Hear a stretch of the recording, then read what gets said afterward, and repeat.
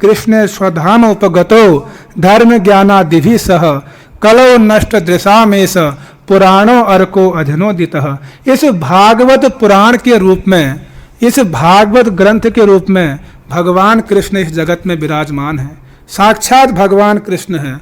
अगर कोई भागवत की शरण में जाएगा तो वह कलयुग के प्रभाव से, अज्ञानता से, इस जन्म मृत्यु के चक्र से छूट जाएगा और भगवान श्री कृष्ण के गोलोक वृंदावन में प्रवेश करेगा और उनकी सेवा में नियुक्त हो जाएगा। लेकिन उसके लिए क्या करना पड़ेगा? उसके लिए भगवान का भजन करना पड़ेगा, इस भागवत की शरण में जाना पड़ेगा, तभी होगा, नहीं तो नहीं होगा। भज ले निस दिन रामचंद्रम चंद्रमुख राजीव लोचन, राम को जीवन समर्पित, राम को तन, राम को मन, भज ले निस दिन रामचंद्रम चंद्रमुख राजीव लोचन। भगवान श्री राम, भगवान कृष्ण का भजन करने से ही क्या होगा? हम इस संसार से मुक्त हो पाएंगे और सनातन आनंद को प्राप्त कर पाएंगे। जिस आनंद की खोज में हम हैं, उस आनंद को हम तभी प्राप्त कर पाएंगे जब हम भगवान का भजन करेंगे, कृष्ण का भजन करेंगे। लेकिन दुर्भाग्य कि वह शिशु, वह बालक माता के गर्भ के अंदर भगवान को वचन देता है कि हे कृष्ण, मैं बाहर जाऊंगा और आपका भजन करूंगा और दोबारे इस गर्भ में नहीं आऊंगा। वचन तो देता है और उसी समय वह गर्भ से बाहर निकलता है और गर्भ से बाहर निकलते समय उस शिशु को इतना कष्ट होता है कि जिसको वो सहन नहीं कर पाता है। कभी कभी इतना कष्ट होता है कि उसकी मृत्यु हो जाती है और मरा हुआ शिशु बाहर निकलता है, और कभी कभी मूर्छित अवस्था में बाहर निकलता है। क्यों? कष्ट होता है। और ज्यादातर रोते हुए बाहर निकलता है। क्यों? बाहर रो रहा है। क्यों? कष्ट पाकर आया है, कष्ट मिला इसीलिए रोता है, क्वा क्वा करता है, कहाँ आ गया, कहाँ आ गया, कहाँ आ गया, कितना कष्ट पाया मैंने। ऐसा वह शिशु अपने हृदय और मन में ऐसी पीड़ा महसूस करता है। यदि आपको अगर पाइप के अंदर फिट कर दिया जाए, बिल्कुल टाइट पाइप हो, नल, उसके अंदर फिट किया जाए और फिर आपको घसीटा जाए, कैसा लगेगा आपको? बहुत कष्ट होगा। तो उसी प्रकार जब शिशु माँ के गर्भ से बाहर निकलता है तो उसको उतना ही कष्ट होता है। आप कल्पना भी नहीं कर सकते हो कि कितना कष्ट हुआ होगा। जिस कष्टों को, जिस इतिहास को हम भूल गए हैं, हम सब इस इतिहास को, हम लोग क्या किए हैं, इस इतिहास से गुजरे हैं। हम भी इन कष्टों से गुजरे हैं। लेकिन भगवान की माया कितनी प्रभावशाली है कि हमारे इस इतिहास को भुला दिया, हमको महसूस ही नहीं होने दिया कि हम इतने कष्टों में थे और रोते हुए जन्म लिए। सारा जीवन रोते रहते हैं, रोते रहते हैं सारा जीवन। जब शिशु का जन्म होता है तो घर वाले क्या करते हैं? आनंद बनाते हैं, उत्सव बनाते हैं कि हमारे घर में आज पुत्र प्राप्ति, पुत्र का जन्म हुआ है। लेकिन उस शिशु के कष्टों को कौन समझे? वो रोता रहता है, उसके कष्टों को कोई नहीं जानता। लेकिन लोग खुशियां बनाते हैं, बनाना भी चाहिए, ऐसा नहीं कि नहीं बनाना है, लेकिन कष्टों को समझना ही पड़ेगा। बहुत कष्ट, बहुत कष्ट। और छोटे छोटे मच्छर भी काटते हैं उसको, कभी कभी छोटे छोटे कीड़े काटते हैं, कभी खटमल भी काटते हैं। कोमल कोमल त्वचा में बड़ा कष्ट होता है, बहुत कष्ट होता है। यहाँ तक कि इतना असहाय कि वो खुजला भी नहीं सकता है। माना यहाँ पर मच्छर ने काट दिया खुजला भी नहीं सकता है, हटा भी नहीं सकता। क्यों? अभी तो परिपक्व नहीं हुआ। एक ही जगह सोना, एक ही तरफ सोना, जैसा मां सुलाएगी वैसे सोएगा। और बोल भी नहीं सकता है कि मां मुझे यहां मच्छर काट रहा है, खुजला दो। बोल भी नहीं सकता है। कितना कष्ट है। बचपन मतलब कितना कष्ट, बहुत कष्ट। इसीलिए कहा जन्म मृत्यु जरा व्याधि दुख दोषानु दर्शनम। इस संसार में 4 महान दुख हैं, जन्म मृत्यु बुढ़ापा बीमारियां, जिसको कोई नहीं चाहता है। जन्म लेना कितना कष्ट है, सोचो आप। बूढ़ा होना कोई नहीं चाहता है, बाल फूल जाते हैं लेकिन कलर कर देते हैं कहीं हम बूढ़ा ना दिखें। अब तो वर्तमान में एक फैशन बन गया, सिल्वर हेयर। अब क्या बोलते हैं, बाल सफेद नहीं सिल्वर हेयर हैं। एक मॉडर्न शब्द यूज करते हैं। तो लोग बूढ़ा नहीं होना चाहते हैं, लेकिन प्रकृति आपको बूढ़ा बनने में मजबूर करेगी। और लोग मरना नहीं चाहते हैं, लेकिन आपको मरना पड़ेगा, शरीर को छोड़ना ही पड़ेगा। भगवान कहते हैं कालो अस्मि, मैं काल हूं, सब कुछ छीन लूंगा। मेरे भक्त मुझे भगवान के रूप में महसूस करते हैं, और जो मेरे भक्त नहीं हैं, जो असुर हैं, जो नास्तिक हैं, जो भौतिकवादी हैं, वो मुझे मृत्यु के रूप में महसूस करते हैं। मैं उनके समक्ष मृत्यु के रूप में जाता हूं और सब कुछ हर लेता हूं। मृत्यु कब आ जाती है कोई पता नहीं, निमंत्रण नहीं देती मृत्यु। आ रहा समझ में? कोई निमंत्रण नहीं देती है।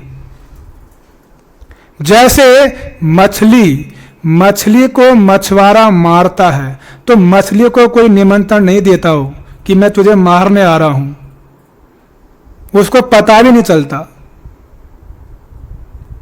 उसी प्रकार हमको काल जो है निमंत्रण नहीं देता, वो कभी भी किसी भी क्षण आ सकता है। इस संसार में हमारा जीवन ऐसा ही है जैसे पानी के बुलबुले, पानी में बुलबुले उठते हैं, क्षणिक, कभी भी समाप्त हो सकता है। ये क्षणिक है, दुर्लभ शरीर है आपका, कभी भी छूट सकता है, कोई भरोसा नहीं। इसीलिए समय रहते हुए हमको हरि भजन कर लेना चाहिए इस शरीर से, नहीं तो क्या पता वो समय कब आएगा, कभी नहीं आएगा। कभी नहीं। बूढ़े हो जाएंगे और मर जाएंगे एक दिन, कहाँ समय आया। बुढ़ापे में भजन करना चाहिए। जवानी तो मौज मस्ती के लिए है, लोग ऐसा कहते हैं। बुढ़ापे में कितने लोग भजन कर रहे हैं हमको दिखा दो आप। दूसरी बात, बुढ़ापे में कितने कष्ट आते हैं, वो बेचारा अपने कष्टों से मुक्त हो जाए, उसके लिए वही सिद्धि है। भजन तो दूर की बात रही। जिस व्यक्ति को 4 लोग उठा के 4 पैसे बाथरूम तक ले जाते हैं, वो व्यक्ति क्या भजन करेगा, क्या भगवान में उसका मन लगेगा, क्या नाम जप करेगा? वो नहीं कर सकता। वो तो अपने कष्टों से ही करा रहा है, रो रहा है कि इधर दर्द हो रहा है, घुटने घिस गए हैं, आंखें काम नहीं करती, क्या भागवत पढ़ेगा वो?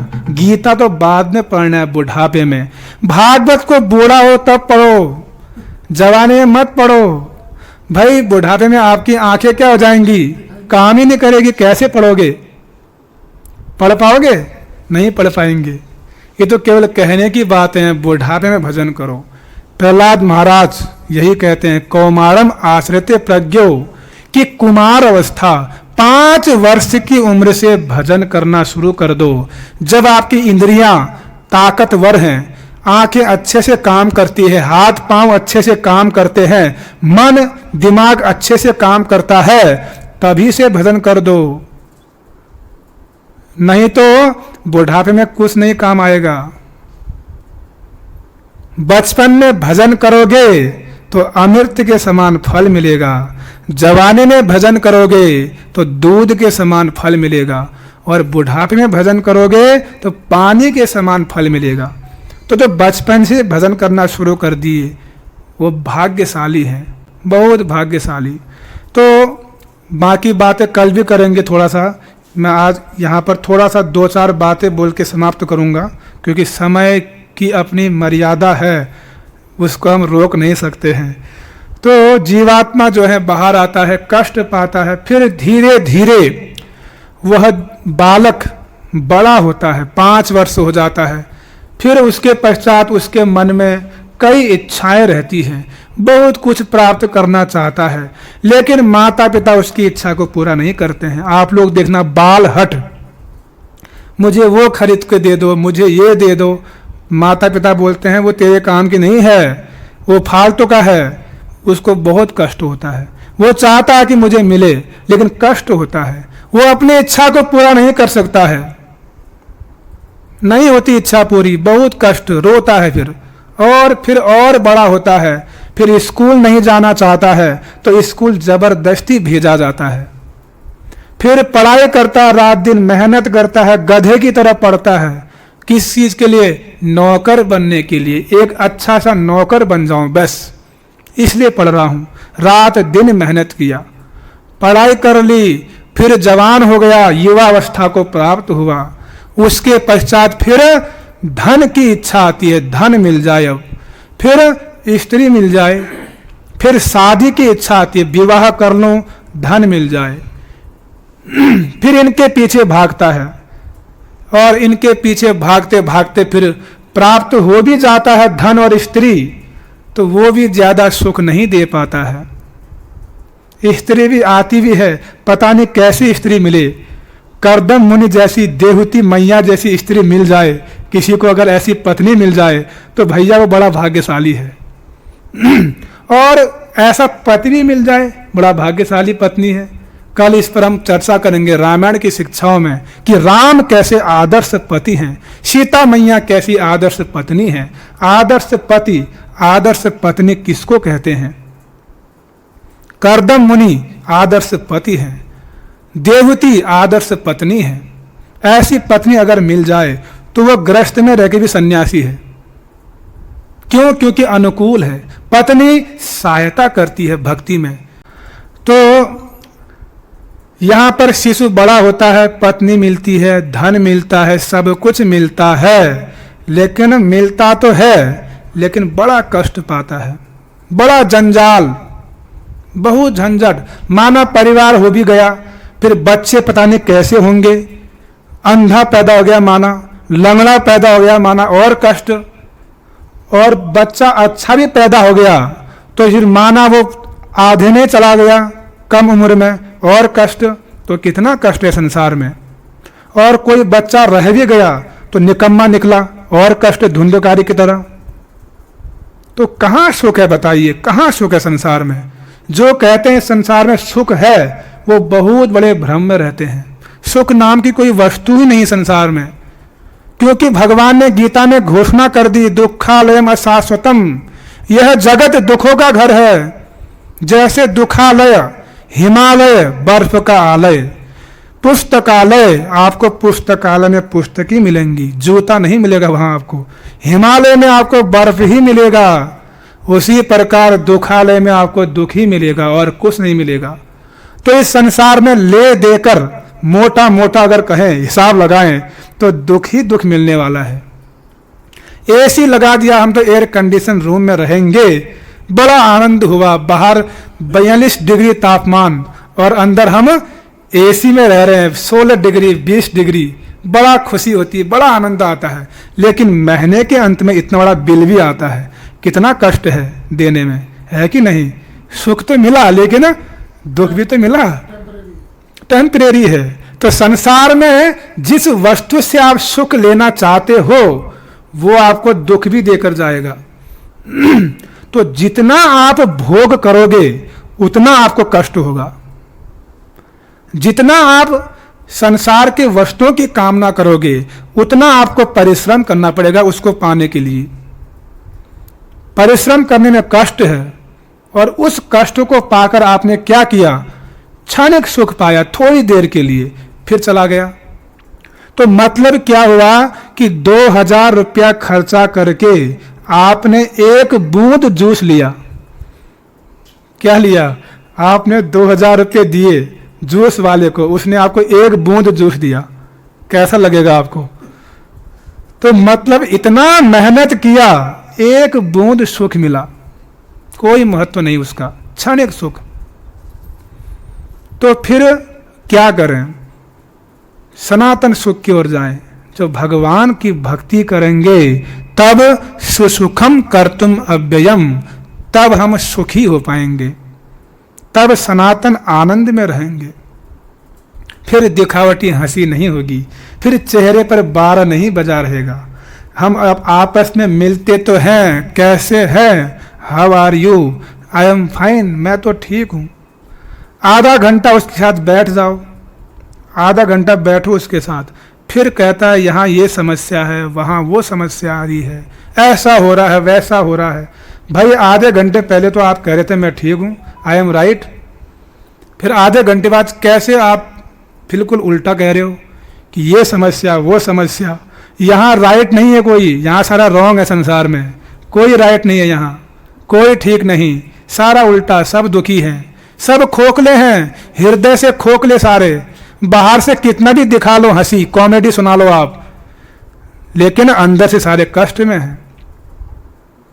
ये सच्चाई है, लेकिन इस सच्चाई को लोग स्वीकार नहीं करना चाहते हैं, और यही माया है। इसीलिए बड़े बड़े कॉमेडियन लोग भी सुसाइड कर जाते हैं। अरे बड़े बड़े नामी लोग सुसाइड कर जाते हैं, क्यों?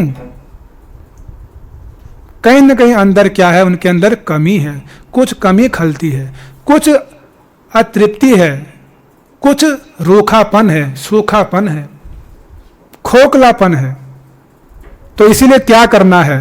यदि आप भरे भरे रहना चाहते हो, हरा भरा रहना चाहते हो, सुखी रहना चाहते हो, तो एकमात्र भगवान कृष्ण का भजन कर लो।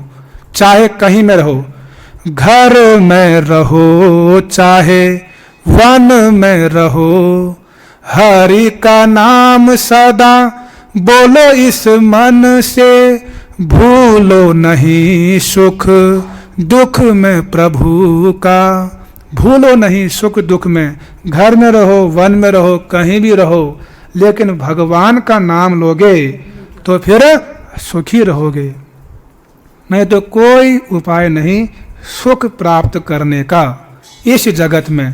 तो जीवात्मा बेचारा ये सब प्राप्त करता है तो सुख नहीं मिलता, उल्टा दुख ही मिलता है, झंझट मिलता है, बोझ मिलता है, और अंत में फिर क्या हो जाता है? बूढ़ा हो जाता है। फिर बूढ़े व्यक्ति का लोग तिरस्कार करते हैं, कोई उसको देखना भी नहीं चाहता है, अपने ही लोग उसको धुतकारते हैं। पता नहीं ये बूढ़ा कब मरेगा, खांसते रहता है घर में, बीमारी फैला दी इसने, कब मरेगा ये। ऐसे कोने में 2 रोटी फेंक देते हैं, खा लीजिए। बच्चे को बुलाता है बूढ़ा, दादाजी, बच्चा आता ही नहीं है पास में, भागता है बच्चा, मैं तो खेलने जाऊंगा।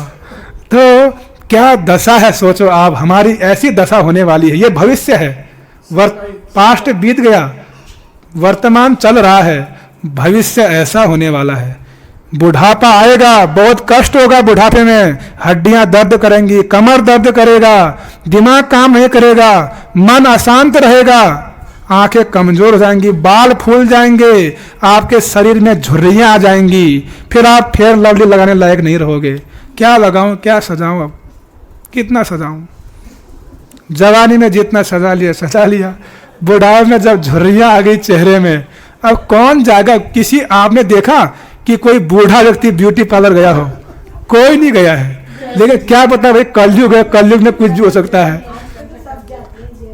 वो भी कहे अपने आप को दिखाना चाहते हैं। तो कहने का तात्पर्य क्या है कि मतलब बुढ़ापे में आप ये श्रृंगार भी काम नहीं आने वाला, क्योंकि आपको कोई पसंद करेगा नहीं। किसके लिए सजोगे आप, किसके लिए दिखाओगे आप? अपने पति को दिखाओगे जब खुद बूढ़ा हो गया है, वो बेचारा किसी काम का नहीं है, अब उसके पास कुछ शक्ति सामर्थ्य नहीं है, वो भी आपको संतुष्ट नहीं कर सकता, वो भी आपको प्रेम करने लायक नहीं रहा अब। इसलिए इस संसार में प्रेम नाम की चीज ही नहीं है। प्रेम केवल झूठा है संसार में। इसीलिए कहा भी जाता है, पल भर के लिए हमें प्यार कर लो, झूठा ही सही, झूठा ही सही। इसीलिए गाने भी ऐसे बन जाते हैं, झूठा ही कर दो भैया, कहाँ सच्चा प्रेम मिलता है संसार में। संसार में प्रेम नाम की वस्तु है ही नहीं। कुछ लोग धोखा खा चुके हैं, कुछ लोग खाने के लिए लाइन में लगे हुए हैं, और कुछ खाएंगे आगे जाके धोखा। कर ले कृष्ण से प्यार नहीं तो पछताएगा, झूठा है संसार धोखा खाएगा, झूठा है संसार धोखा खाएगा। तो संसार की यही वास्तविकता है। आ रहा समझ में? तो इस प्रकार वह व्यक्ति बूढ़ा हो जाता है, उसको धुतकारते हैं लोग, फिर अंत में बड़े कष्ट के साथ फिर मर जाता है। फिर क्या हो जाता है? मर गया। ये भी कष्ट है। ऐसा जीवात्मा का ये जर्नी है, हमारा इतिहास है। ये पास्ट, फ्यूचर, प्रेजेंट, तीन हमारे जीवन के पहलू हैं। इसलिए क्या करना है? छोड़ मुसाफिर माया नगर, अब प्रेम नगर को जाना है, अब प्रेम नगर को जाना है। छोड़ मुसाफिर माया नगर, अब प्रेम नगर को जाना है। माया नगर को छोड़ो, अब प्रेम नगर भगवान के धाम में जाओ। पुत्र पोता कोई न अपना, माया जग का झूठा सपना। पुत्र पोता कोई न अपना, माया जग का झूठा सपना। सब झूठा सपना है, कोई अपना नहीं है। छोड़ मुसाफिर माया नगर, अब प्रेम नगर को जाना है। पुत्र पोता कोई भी नहीं है यहाँ। इसीलिए क्या करो? इस संसार में अनासक्त भाव से रहो, केवल अनासक्त भाव से, और अपना कर्म करते हुए भगवान का भजन करो। तभी जो है हम अपने मनुष्य जीवन को सार्थक कर पाएंगे। नहीं तो संभव नहीं है, कोई उपाय नहीं तो ये मनुष्य जीवन व्यर्थ चला जाएगा, केवल व्यर्थ। इसीलिए क्या करो? समय रहते हुए हरि भजन कर लो, नहीं तो बाद में पछताना पड़ेगा, बहुत पछताना पड़ेगा। संसार के जब लात घूसे खाएंगे तब भगवान के पास आएंगे। इसलिए बुद्धिमान कौन है? जो इशारों में समझ जाता है। जो कम बुद्धिमान है वो लात घूसे पड़ते हैं तब समझता है। संसार ने जब ठुकराया, तब द्वार तेरे प्रभु आया। जब लूट रही थी माया, तब तूने ही अपनाया। फिर ऐसे भजन गाने पड़ेंगे कि संसार ने जब ठुकराया, जब लात घुसे पड़े, तब मैं आपके दरवाजे में आया। भाई पहले आ जाओ, लात घुसे क्यों खाना? पहले शरण में आ जाओ। आ रहा समझ में? तो उम्मीद है कि भगवान कपिल की शिक्षाओं को आप अपने जीवन में उतारेंगे और दोबारे मां के गर्भ में प्रवेश करने का इतिहास को नहीं दोहराएंगे। कितने लोग दोहराना चाहते हैं इतिहास को? चाहते हैं दोहराना? नहीं दोहराना है। तो नहीं दोहराना है तो क्या करना पड़ेगा? भगवान का भजन करना पड़ेगा।